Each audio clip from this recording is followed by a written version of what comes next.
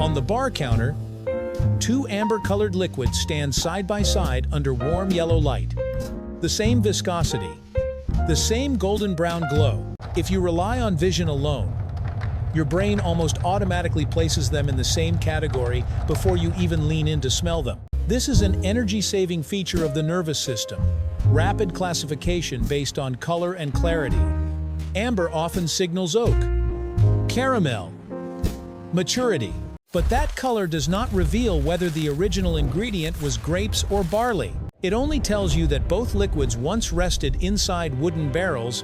When you lift the first glass to your nose, ethanol molecules evaporate quickly because their boiling point is about 78 degrees Celsius lower than water's. Ethanol stimulates the trigeminal nerve inside the nasal cavity, creating a mild warming sensation. If smoke, charred wood, or black pepper notes accompany it, you are likely smelling whiskey. Phenolic compounds formed when malted barley is dried over peat can reach a few dozen parts per million. 20 parts per million sounds tiny. But imagine 20 drops of food coloring in a swimming pool, your nose can still detect it. The sharp warmth at the back of the throat does not come from a strong personality. It comes from alcohol concentration. At 40% alcohol by volume, 100 milliliters contain 40 milliliters of ethanol. Compared to a 5% beer, that is 8 times more ethanol. Now move to the second glass. You notice dried grape, baked apple, perhaps white floral notes. These are traces of esters formed during fruit fermentation. Grapes can contain up to 25% natural sugar by weight, about 5 teaspoons in 100 grams. When yeast converts sugar into ethanol, it simultaneously produces a range of aromatic compounds. After wine is distilled to create brandy, many esters remain, especially if the distiller carefully separates the heads and tails during the distillation cut. The result is a smoother, rounder impression, not because the alcohol level is lower, but because the aromatic structure partially masks ethanol's sharpness. Fresh from the still, both spirits are clear. The amber color appears only after years of aging in oak barrels. Oak contains lignin, which breaks down under light charring into vanillin, the molecule responsible for the familiar vanilla aroma. Hemicellulose in the wood decomposes into caramelized compounds, contributing both golden color and subtle sweetness. During aging, about 2% of the volume may evaporate each year through the barrel walls. After 10 years, 100 liters may shrink to under 82 liters.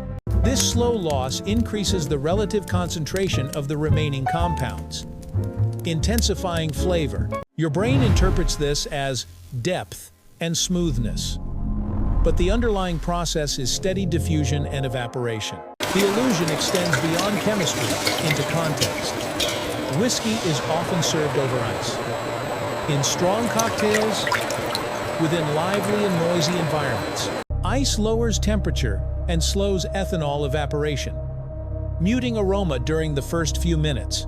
Brandy, by contrast, is frequently poured into a wide-bowled glass and gently warmed in the palm of the hand. Body heat around 33-35 degrees Celsius accelerates the evaporation of aromatic compounds. You smell fruit notes more clearly before sipping. Both may share similar alcohol levels, yet the serving method shapes the experience. The brain encodes that social context and associates it with the character of the drink.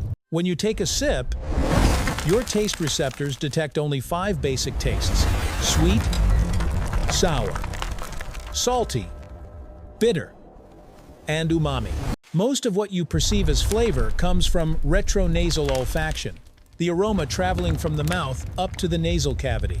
If you have a blocked nose, the distinction between the two glasses becomes far less dramatic. This reveals something important.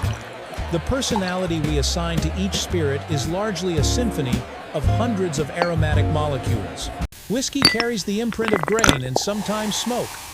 Brandy carries the signature of fruit and flowers. Yet their similar amber appearance primes your brain to expect similarity. When aroma and taste correct that expectation, the contrast feels sharper. Do not let color decide for you.